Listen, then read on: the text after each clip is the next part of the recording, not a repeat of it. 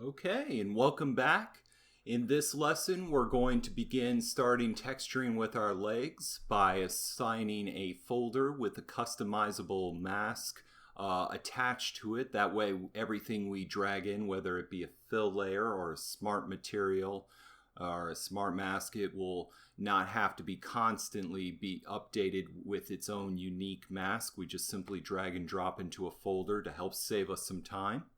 We're going to establish a base paint layer in our main platelets of our legs, and we're going to create a hexagon texture pattern through an emissive channel and show how we can manipulate that emissive channel and pattern with different customizable colors. And finally, we're going to go over briefly some of the blending layers and how to manipulate them through different channels in our layers tab. To get started though, I'd like to go ahead and turn off map A and map C, and I'm just going to make sure I'm clicked on map B, and from there I'm going to have to click on texture set settings. And again, I'd like to have an emissive channel every single time I hit a fill layer, or every single time I bring a smart mask in, or smart material, I'm sorry, or anything like that. I would like to have an emissive channel. So therefore, I would like to go ahead and enable that as one additional channel every single time it pops up, and I'll know it's there. So I'm just going to go where it says texture set settings and where it says channel, and I'm just going to hit the plus icon, and then I'm going to hit emissive, and as you can see, it's now added as all part of the channels that are shown in the fill layer. So every single time we create a fill layer, you'll see down here an emissive channel is available to us. So let's go ahead and get started now and creating a folder that will be used to direct all our fill layers to pertain to certain sections of the leg that we're trying to focus our time in texturing towards. And in that case, we're going to be texturing these shin platelets and these main thigh top part platelets as our beginning area. So to do that, I'm going to go look where it says trash can. Just look to the left of it where it says add folder. You see the add folder icon with the plus. We're just going to put that in there and click on it once. And where it says folder 1, I'm just going to rename that red leg plates. Now keep in mind one thing, and that is that with all of these legs, you only really need to focus on these front two, because the rest of them back here, these 4 remaining back here, they're sharing the same UVs. So don't let yourself say you got to go through and texture all of these. It's really just these 2, and that's just because there are 2 different UV sets in one map that we got in map B. So now from there, I'm going to take the fill layer that I made, and I don't need to title it anything. I'm just going to go to base color, and I'm just going to make a dark gray out of it. And then I'm just going to drag that within the red leg plates area. Now from there, I'm going to click on my folder itself, and just like fill layers, you can add a black mask on there by right-clicking and hitting add black mask. And again, that should cover up everything that is within the folder itself, in this case, fill layer 1. From there, let's just start editing our mask. So we would go to where it would be in the very far left. Here you'll see where my mouse is. It's just right here, polygon fill. And I'm going to click that. And as you can see, we have properties on the lower right, or you can right click in the 3D viewport. I'm choosing to go with mesh fill as my choice.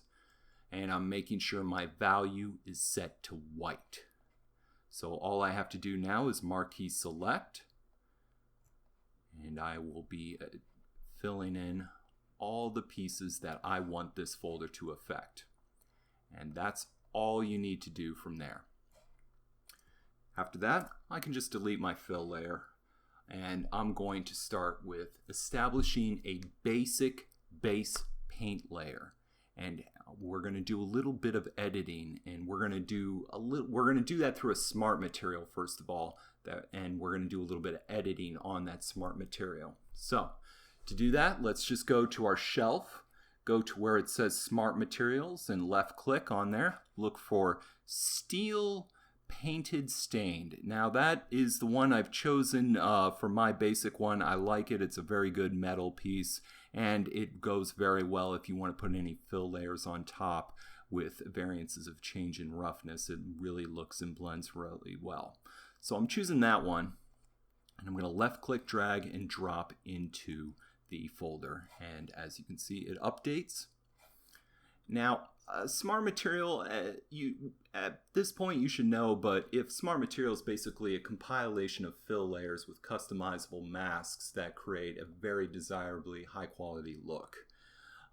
Now, if my goal looking at all of this is I want this Smart Material to be a red of some kind. I like the look, but right now I want to edit this for red.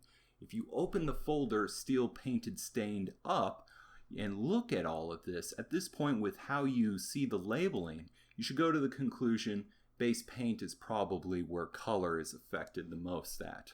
And in that case, it's set up just like a fill layer. It is a fill layer, and you would just go through, left click, and change the color there. In my case, I'm going with red, and maybe something of a slight bright red. Maybe something like that. That's all I'm going to do right there. And so far, I've already established a look that I'm comfortable with. Now I'm going to go ahead and collapse that down. And now we're going to work on establishing a little bit of a secondary overlay onto here. And it's going to be the reason why we enabled our emissive channel in the texture set settings. We're going to put sort of like a hexagon-like pattern that's going to look like it's ingrained into the metal. And we're going to find ways to mask and occlude it in certain spots. To do that, I would like to use emissive channel instead of color, because emissive doesn't really adhere to many of the other, it doesn't let anything like roughness, metal, or anything like that get in the way of affecting the pattern. Emissive's a pretty strong dominant channel, so I like to always go with that one as a good base start off, especially if you're putting other layers on top of it. So to get there, I'm just going to go ahead and I'm going to click fill layer, and make sure when you make that fill layer it's within the folder. I'm going to drag it down here, and I'm going to call it hex pattern.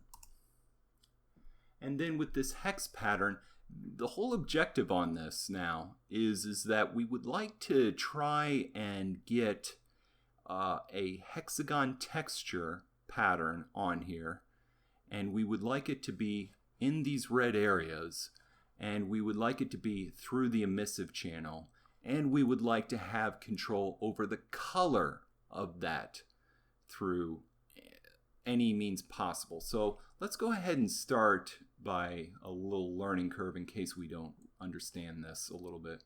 Let's say I choose emissive, and it's a fill layer, so it's going to obviously cover up everything we want. If I were to just click on emissive and type in hex, you'd get, I'm going to go with a hex emissive hex border. And as you can see in alpha, it shows up called hexagon border, and I'm just going to put that there. And I'm just going to increase the scale. And I'm going to say to myself, oh, that's all I need. And then, wait a minute, this is like pitch white. I'd like to change the color. Well, good thing we have our color attribute, but if we go through and change the color, you'll notice that it doesn't really change. It's because emissive, again, it doesn't get in the way of anything. It doesn't let any other channels get in its way of whatever it is. It's pretty much that dominant channel. If this is white, that's going to be white. So the only thing that can really manipulate color is actually the color of the emissive channel itself. So what we need to do is realize color doesn't change the emissive effects in any way. Only an emissive channel can change that. But as you see, there's a texture pattern here, so what we're going to do is something completely different. I just wanted to show you something that didn't work just so you can get through. This time, I'm going to actually just make a red emissive channel, and then I'm going to use a mask in the hexagon pattern, or create a black mask in the form of a hexagon pattern that I want, so that only the areas in that mask occlude emissive channels, but we also have control over what those colors are. So let me show you what I mean. I'm going to click on the hex pattern. I'm going to right click, add a black mask that covers up the entire emissive solid white glow, or solid red glow I should say. I'm going to click on that pattern, and I want to create some sort of a pattern in this mask. So I'm going to click on it and say add fill, and that's almost like adding a second fill layer, but it's completely grayscale because this is a mask that we're adding fill to. So again, you see our red come back, and that's because we're no longer dealing with the black mask, we're dealing with a half and half. So you're seeing half of the emissive strength here. If we push this grayscale all the way to black, it will cover up the hexagon or the emissive channel that's going here, and your mask will return. If you go white, it will go full strength.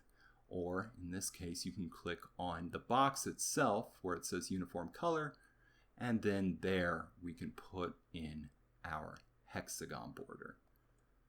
And then we have a way to create a pattern in our mask that only occludes in the white areas that this layer is showing.